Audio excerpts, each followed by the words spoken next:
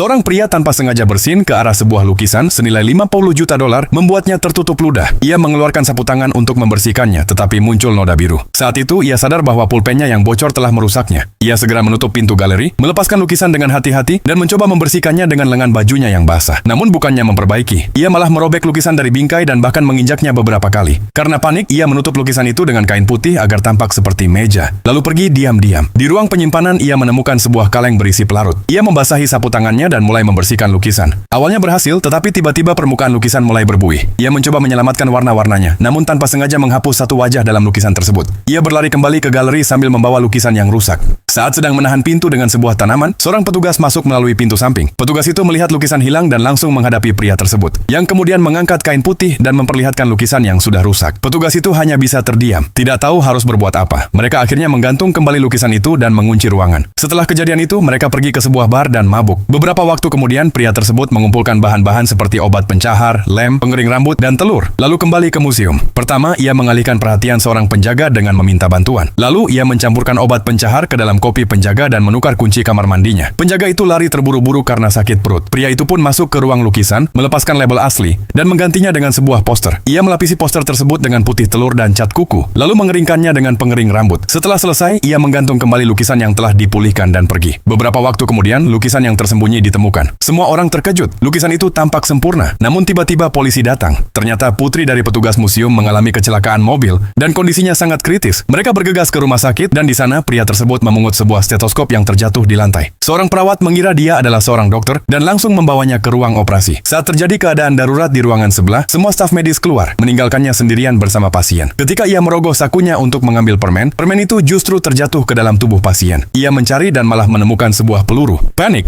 ia memasukkan peluru itu kembali dan terus mencari sampai menemukan permennya. Ketika para dokter kembali untuk mengangkat peluru, pria itu menghentikan mereka, pura-pura mencari dan mengeluarkan peluru tersebut. Tim medis pun terkesan dan memberinya tepuk tangan.